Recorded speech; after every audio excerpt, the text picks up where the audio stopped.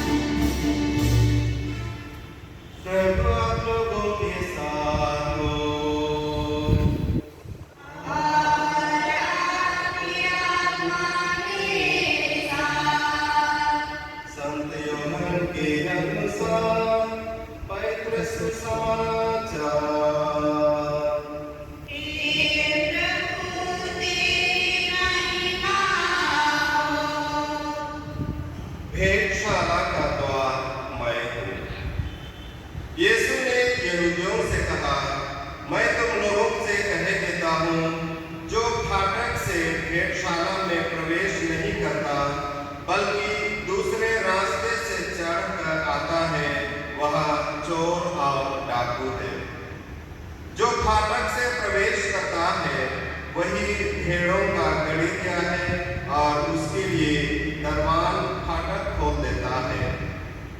भेड़ें उसकी आवाज पहचानती है। वह नाम ले लेकर अपनी भेड़ों को बुलाता और बाहर ले जाता है। अपनी भेड़ों को बाहर निकाल लेने के बाद वह उनके आगे आगे चलता और वे उसके पीछे पीछे आती है, क्योंकि वे उसकी आवाज पहचानती है। वे अपरिचित के पीछे नहीं चलेगी, वे तो उससे भाग जाएगी, क्योंकि वे अपरिचितों की आवाज नहीं पहचानती। यीशु ने उन्हें यह दृष्टांत सुना दिया, किंतु वे नहीं समझे कि वह उनसे क्या कह रहे हैं। यीशु ने फिर से कहा, मैं तुम लोगों से कह देता हूँ, भेड़शाला का द्वार मैं हूँ। जो मुझसे पहले आए वे सब चोर और डाकू हैं, किंतु भेड़ों ने उनकी नहीं सुनी।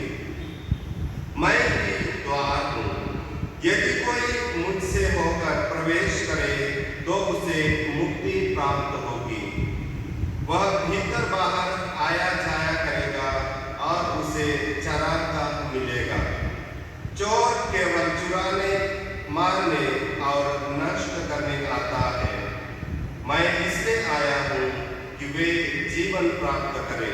बल्कि परिपूर्ण जीवन प्राप्त करे।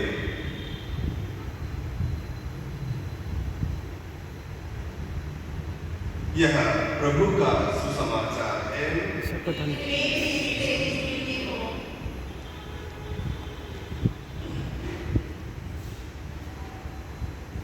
ख्रिस्त में मेरे प्रिय मेरे मित्रों, आप सबों को और एक बार जय यीशु। ये दोपहर 3 बजे है ना, 3-4 और अच्छा सोने का, नहीं तो ऐसे नींद आने का समय है कि नहीं। कहीं कहीं ऐसी छुट्टी के दिन जब मिशन नहीं होता है,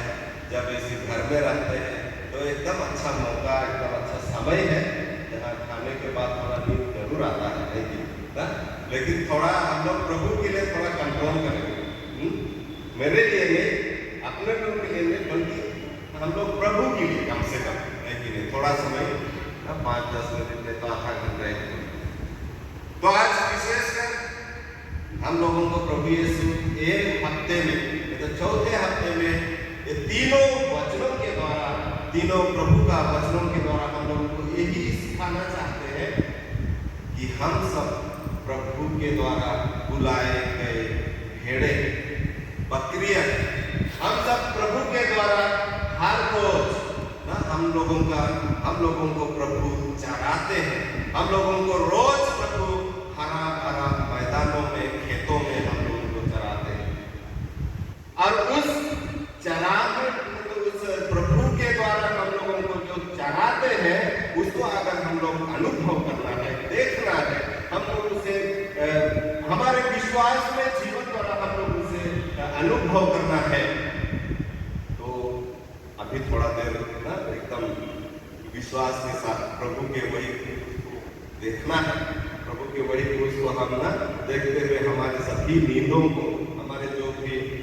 आसंकट है ना, उन सबों को दुनियाई चिंता को छोड़ते हुए प्रभु के साथ थोड़ा समय हम लोग बिताए, और वही प्रभु का वही अनुग्रह को हम लोग सब लोग अनुभव करें।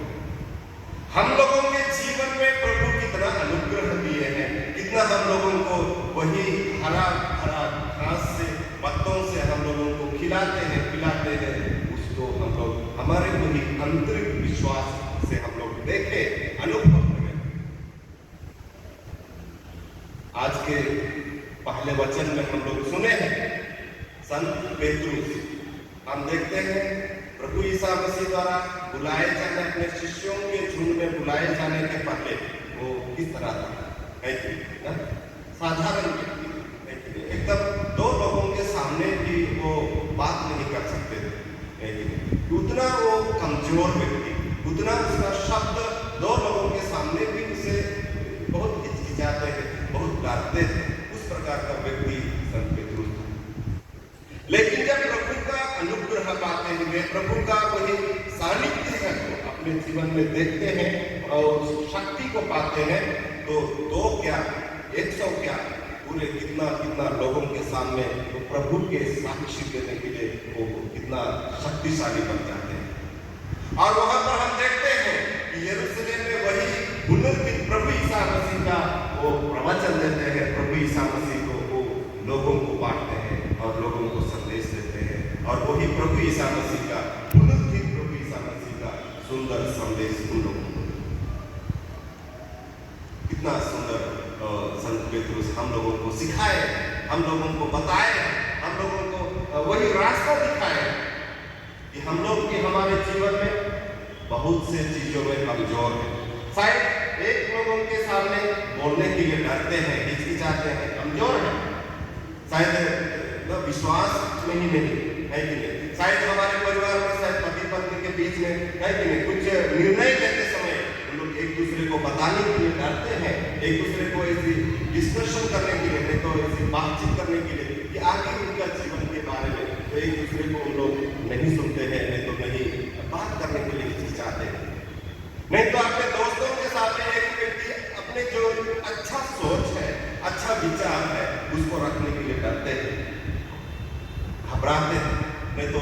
एकदम घबराते हुए वो बोल नहीं पाते हैं। लेकिन हम लोगों को संत पेतरुस में यही संदेश देते हैं कि हम जब प्रभु के शक्ति से से भरपूर होते हैं, प्रभु के अनुग्रह से हम लोग भरपूर होते हैं, प्रभु का वही सानिध्य को हम लोग पहचानते हैं, जानते हैं,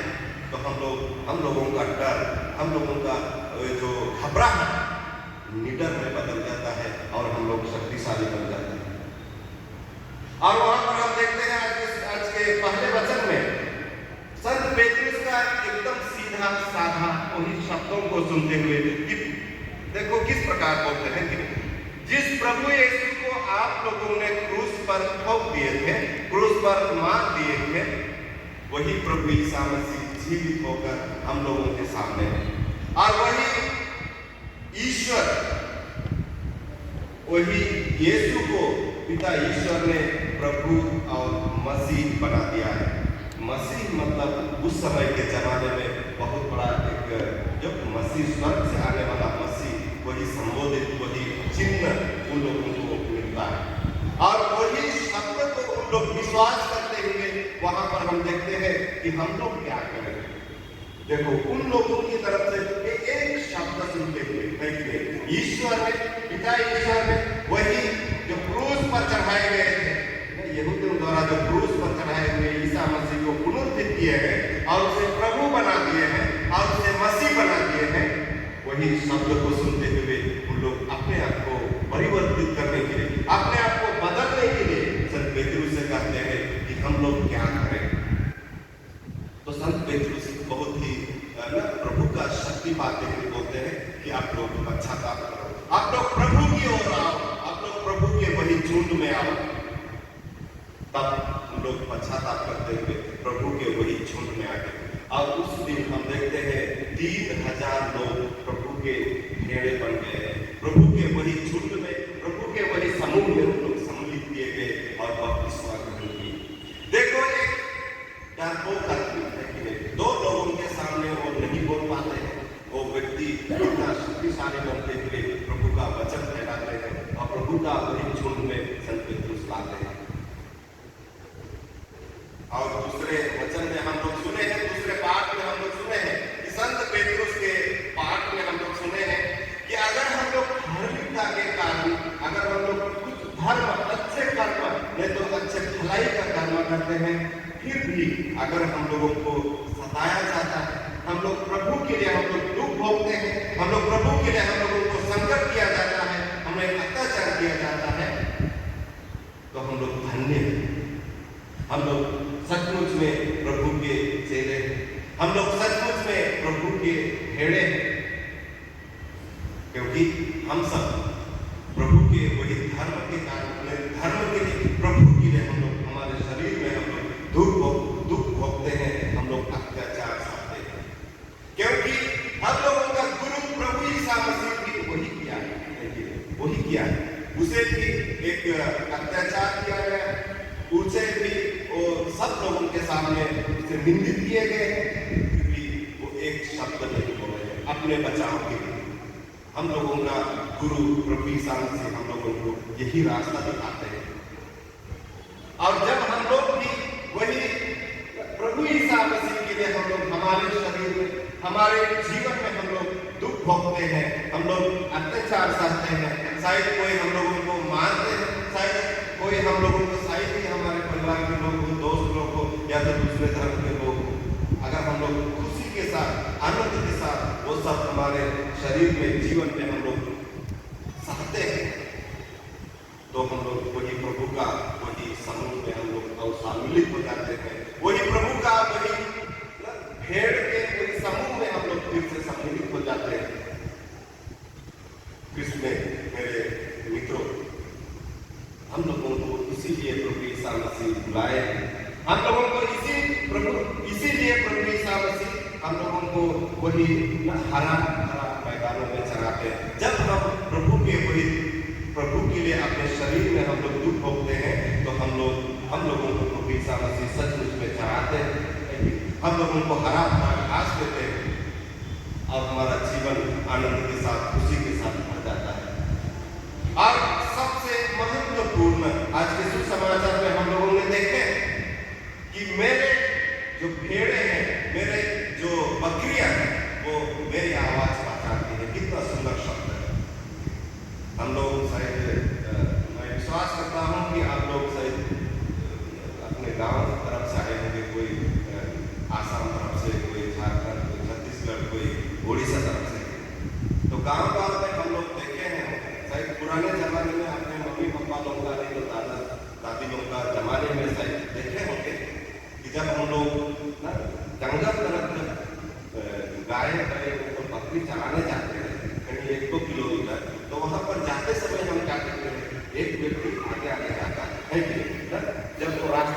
में जाते हैं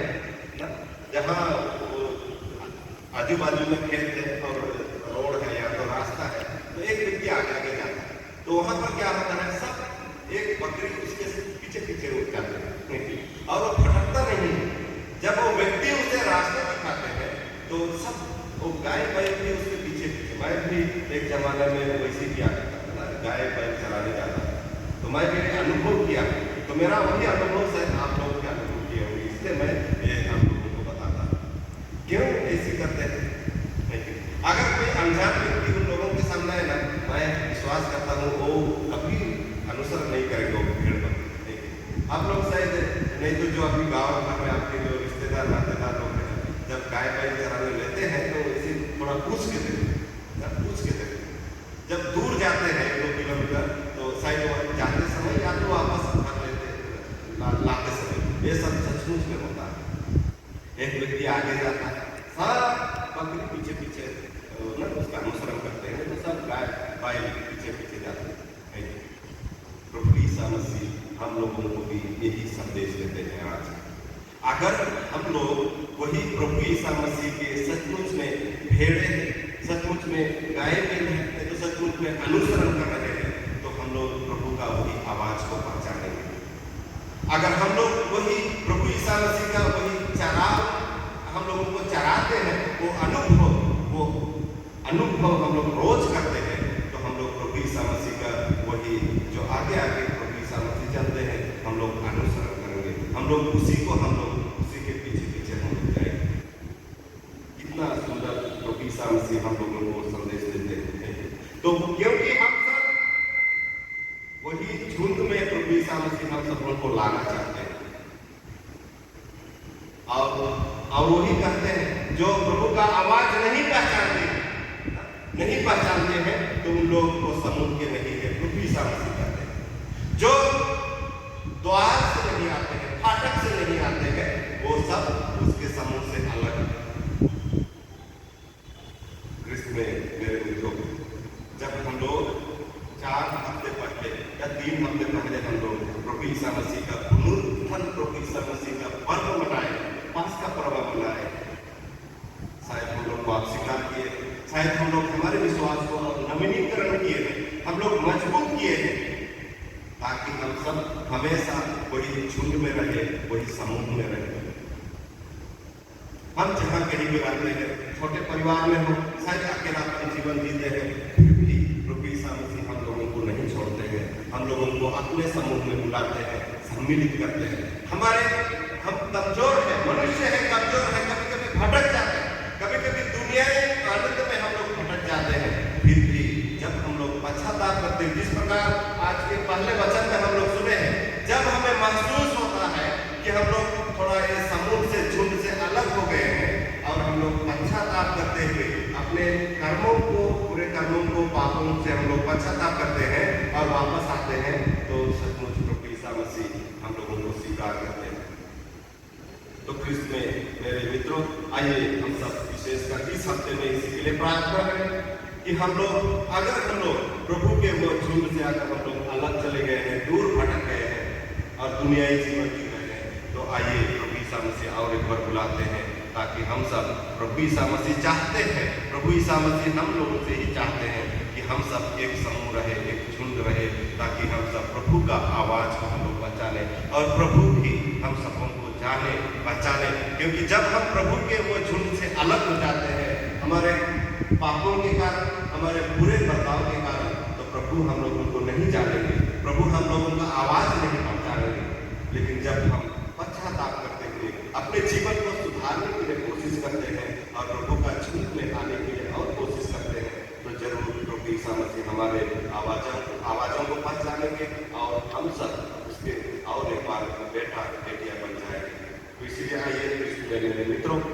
इस हफ्ते में हम लोग इसी के प्रार्थना करें, ताकि हम प्रभु का अनुग्रह पाते हुए फिर से हम लोग प्रभु का वही द्वार से, जहाँ प्रभु ईसा मसीह हम लोगों का इंतजार करते हैं, ताकि जो बेटे बेटियां भटक गए हैं उन लोग वापस आए। यही आसरा के साथ प्रभु ईसा मसीह हम लोगों का इंतजार करते हैं, हम लोग वही द्वार से हम लोग प्रवेश करें, ताकि प्रभु ईसा मसीह का वही झुंड जो हम लोग उनको चराते हैं रोज, वही झुंड में हम लोग और एक बार सम्मिलित हो जाए, ताकि हम सब सचमुच में प्रभु का अनुग्रह और बड़ा जो अनुग्रह हम लोगों को मिलता रहे और हम लोग प्रभु के एक चेले, जो प्रभु के एक बेटे बन जाए। तो इसके लिए आइए हम थोड़ी देर मौन रखते हुए हम लोग प्रभु का झुंड से अगर हम लोग अलग चले गए हैं, भटक गए हैं, तो वापस अपने आप को लाने के लिए हम लोग व्यक्तिगत रूप से हम लोग वही झुंड में आने के लिए हम लोग कोशिश करें, प्रार्थना करें और प्रभु का अनुग्रह पाते हुए